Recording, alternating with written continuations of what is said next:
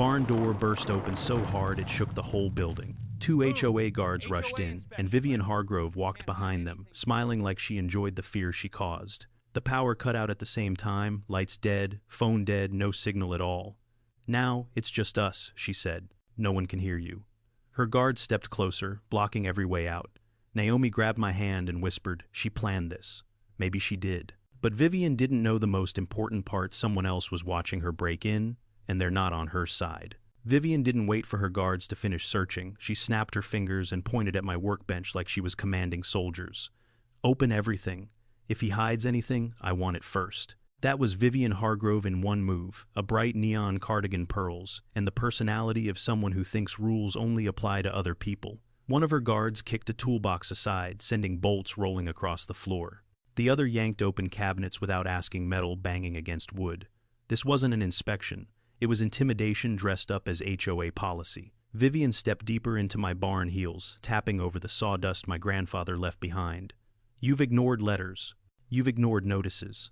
You've ignored me," she said. "So now I'm doing this my way." Her motive was simple. She wanted full control of Cedar Ridge, and my land was the last piece she couldn't touch. Naomi stood close to me, calm but alert. Vivian's eyes flicked to her, then back to me, testing, provoking. "You were gone for months," Vivian continued. "Deployments don't excuse violations, and your overdue assessment, consider today your final warning." I kept my voice steady. "You know I just got home." "One man's problem," she said, shrugging. Her smile tightened. She wasn't here to negotiate. Outside, her hired trucks idled along the street, blocking both ends of the road. She'd turned our neighborhood into her private perimeter, all to corner us inside my own barn. Vivian thought she had the advantage. She had no idea the power she just cut was connected to someone watching every second. Vivian's inspection didn't end when she walked out of my barn. By noon the next day, 3 new violation notices were taped to my fence, bright orange, impossible to miss. One said my grass was unnaturally green. Another claimed my barn door color clashed with the community palette. The last demanded the removal of the stone fire pit my grandfather built decades ago, calling it a safety hazard. Naomi held each notice like it was contaminated. She wrote, "These last night, Jake. Look, the timestamps are identical. I had barely unpacked my deployment duffel, yet somehow I already owed assessment fees for issues that didn't exist." Neighbors saw the stack of fines and hurried past, pretending not to notice. Vivian ruled Cedar Ridge, by embarrassment, make one person a target and everyone else stays silent. But the weirdest thing happened at sunset. A white SUV with the HOA logo stopped in front of our property. The driver didn't get out. He just took photos, dozens of the barn, the fence, the windows. No warning, no explanation, just a message: "We're watching." And it was only the beginning. 2 mornings later, as I brewed coffee in the barn, I heard the gate latch click. Not a knock, not a call out, just the metal sound of someone entering property that wasn't theirs.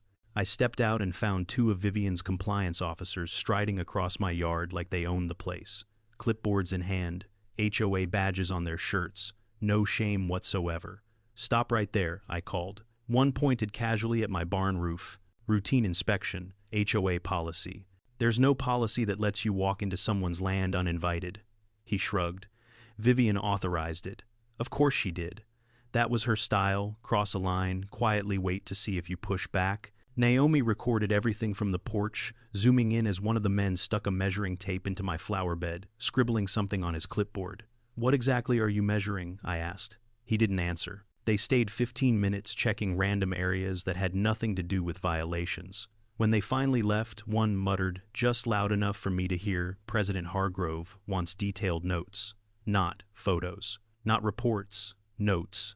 Like they were mapping something. The barn felt smaller afterward. Cedar Ridge wasn't just hostile. Vivian was preparing something bigger. Naomi spotted the setup before I did. I was organizing tools inside the barn when she rushed in, tablet shaking in her hands. "Jake, look." Her drone scout hovered above our driveway in silent surveillance mode. On the feed, 2 men in the same teal shirts crept along the fence line. They kept to the shadows until they reached Naomi's silver truck. One handled the lookout. The other slipped a flat, dark object from his jacket. A package. He jimmied the passenger door open. Quick practiced. He leaned in and shoved the package deep under the seat. My stomach tightened. They're planting something. Naomi's voice was steady. I knew she'd try this. She tapped a button on her tablet. On the live feed, the truck's lights flashed once. Then, a burst of white fog blasted through the truck cabin, Naomi's custom anti-theft pepper fog system. Not dangerous, but extremely effective. The man under the seat jerked back, coughing violently. His lookout grabbed him, both stumbling into the open eyes, streaming. The package they planted was still visible on the floorboard, caught in full drone footage. Vivian's plan had collapsed on camera, but the worst part wasn't the attempt. It was that she was now desperate enough to commit a felony in broad daylight. Naomi looked at me. She's escalating. And she was right. We barely had time to breathe before a police cruiser rolled up, lights flashing. Vivian stepped out of her own SUV behind them, arms folded like she had choreographed the whole thing. That truck, she announced, pointing at Naomi's, contains illegal items. I demand an immediate search. The officer approached cautiously. Sir, ma'am, did either of you open this vehicle today? No, I said. But someone else did. Naomi held up the tablet. We have recorded footage. Vivian's smile faltered for the first time. The officer watched 30 seconds of video, enough to see the break-in, the planting, the pepper fog reaction. His posture changed immediately. Ma'am, he said to Vivian, this looks staged. Vivian's tone sharpened. Those men weren't with me today. Naomi tapped the screen. They parked your SUV afterwards. Same plates. A long silence. Only the wind against the barn. And then Naomi whispered, Jake, your call earlier. My chest tightened. She was right. Before the blackout, before the power died, Investigator Daniel Ortiz from the Attorney General's office saw Vivian enter our barn illegally. The footage, the break-in, all of it was already in motion. Vivian didn't know it, but the law had just entered the battlefield. Then the storm hit.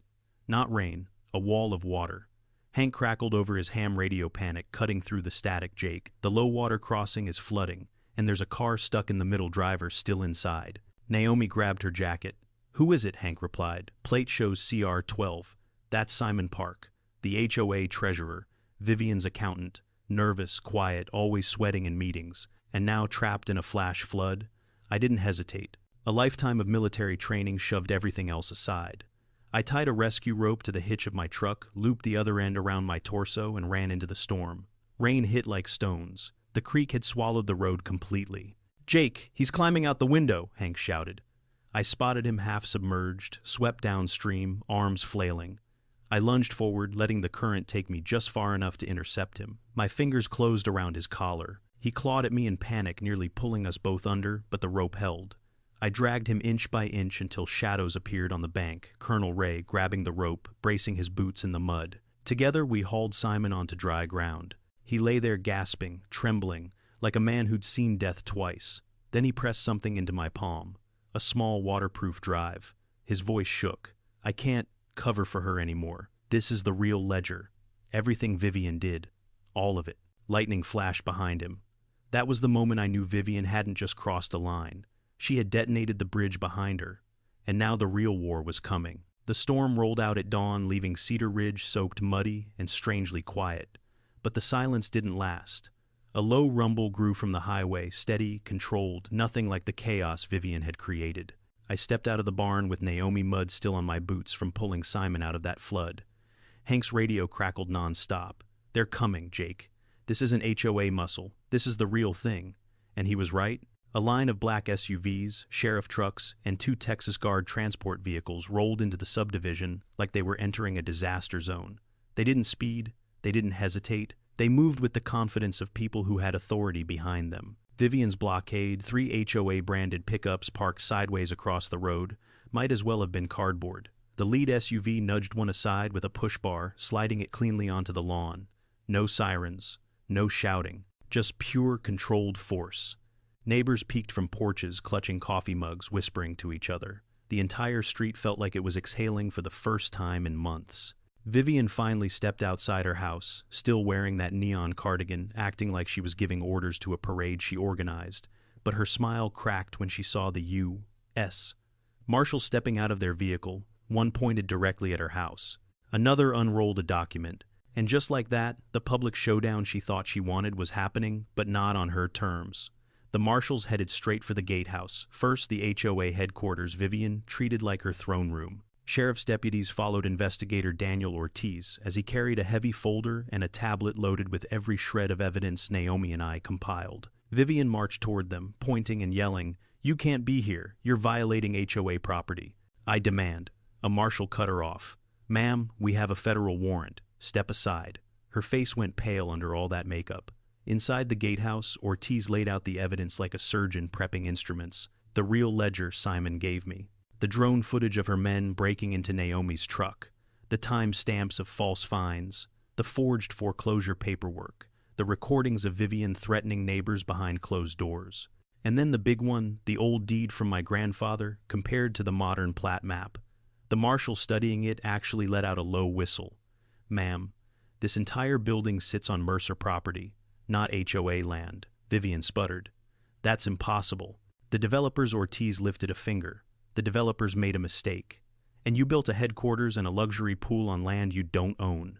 A crowd had gathered outside, neighbors whispering as more officers carried box after box of HOA files and computers out the door. For years, people had wondered where their money went. Now they were seeing it unfold live on their own street. Vivian tried one last angle. "This is all his doing," she shouted, pointing at me across the crowd. "He manipulated you all." But Ortiz looked her dead in the eye. "No, Miss Hargrove, you did this to yourself." Her empire wasn't just cracking, it was collapsing in real time. The moment the marshals finished clearing the gatehouse, they moved toward Vivian's home. A deputy with a megaphone called out, "Vivian Hargrove, step outside, with your hands visible. You are under arrest on multiple charges." Every porch light on the street flicked on. Even at 8 in the morning, neighbors gathered on steps and sidewalks, watching decades of frustration finally break loose. But Vivian didn't come out. Instead, the garage door slowly lifted, and her brand-new burgundy luxury SUV shot forward like a bull breaking from its pen. She aimed straight across her landscaped yard, tearing up the grass she'd fined half the neighborhood for not maintaining properly. "Oh, you've got to be kidding," Naomi muttered beside me. Vivian swerved around, a marshal hit the curb too fast, and launched the SUV nose first into the drainage ditch. The tires spun wildly, spraying mud going nowhere. Marshals surrounded the vehicle in seconds. Vivian was pulled from the driver's seat, hair undone, pearls, crooked neon cardigan, splattered with mud and rainwater. She thrashed as they cuffed her, screaming excuses, blaming Simon, blaming the developers, blaming ungrateful residents. But nobody listened. As they walked her toward the waiting sheriff's truck, she finally noticed me standing at the edge of my property, her face twisted in pure hatred. I didn't say a word, didn't smile, didn't gloat. I just stood there, a quiet reminder that no matter how many fines, threats, or staged inspections she threw at us, the land she tried to steal was still mine. The deputies closed the truck door. For the first time since this war started, Cedar Ridge felt calm. Vivian Hargrove's reign was over. But the rebuilding of our community had only just begun. Neighbors drifted into the open field near my barn as the morning sun pushed through the last leftover storm clouds. No announcements, no invites, people just showed up, drawn by the feeling that something huge had finally broken loose. Wet grass clung to their shoes, coffee mugs steamed in their hands, and for the first time since I moved into Cedar Ridge, no one looked over their shoulder to see if Vivian was watching. Hank waved from the porch radio, still strapped across his chest, like he'd been part of some rescue squad. Colonel Dawson stood near the fire pit my grandfather built, arms crossed, surveying the neighborhood the way a man surveys a battlefield after the dust settles. No one cheered loudly. No one threw a victory parade. It wasn't that kind of celebration. It was quieter neighbors, shaking hands, offering small smiles, finally talking to each other without fear of fines or retaliation. A couple walked up to Naomi and thanked her for the drone footage. Someone else slipped Simon a warm blanket and a mug of broth. He still looked shaken, like he was thawing out from both the storm and years of being controlled. Cedar Ridge was breathing again. Not healed, not fixed, but breathing. Officials didn't leave right away. The deputies and the AG's team worked from folding tables, set up in the grass sorting files, and labeling evidence boxes. Every time a computer tower or ledger was sealed in a bag, you could feel a little more pressure lift off the whole neighborhood. Ortiz approached me near the barn door. "The court's order is active," he said. "Sales reversed. Title on your land is restored. And the receiver is now in control of the HOA until everything is restructured." I nodded. "Appreciate you showing up." He half smiled. "You made it very easy." A marshal stepped over with a clipboard. "You should know this too, because the gatehouse and pool sit on your grandfather's land. The county is placing them under temporary protective use. Nobody can touch them without your written permission." That hit harder than I expected. Those two buildings were Vivian's obsessions, her showpieces, her symbols of being in charge, and now, by law, they answered to me. By afternoon, the news was official. Every fine Vivian issued without proper authority, void. Every lien tied to her fraudulent assessments, gone. Every neighbor she bullied, cleared. The receiver held a meeting right there in the open field, appointing Colonel Dawson as interim president and asking me to serve as vice president until a full election could take place. I didn't want power. I just wanted peace. But peace doesn't survive without structure, so I agreed. And the very first vote we took unanimous was to rewrite the bylaws from scratch, so no one like Vivian could ever hold this community hostage again. As the officials packed up and the last sheriff truck rolled away, the neighborhood slowly settled back into something that looked like normal, except for one final decision I needed to make. Colonel Dawson walked up. "You're legally allowed to evict the HOA from the gatehouse and shut down the pool," he said.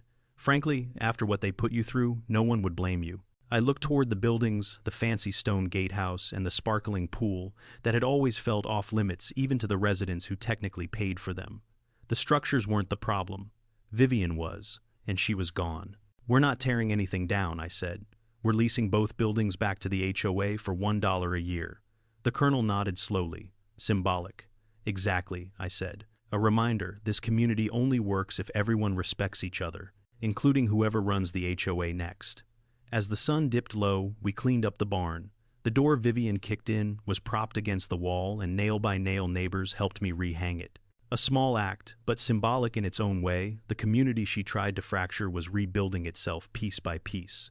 By evening, kids were chasing each other around the pond. Hank was teaching a couple of neighbors how to use the radio system. Simon sat quietly near the fire pit, staring into the flames, not broken, but finally free of the fear that had been gripping him for years. Naomi rested her head on my shoulder. "Feels different," she said softly. "It is different." The barn, my grandfather's barn, felt alive again. A place of work, a place of protection, a place where people could come together rather than be torn apart. The storm clouds were finally gone. I looked at the repaired door, the glowing fire pit, the neighbors laughing like people who remembered how to breathe, and I thought of something my grandfather once told me. Land doesn't make you strong. The people who stand with you on it do. And standing there on the ground, someone tried to steal from me, surrounded by a community that refused to stay silent anymore. I finally understood what he meant.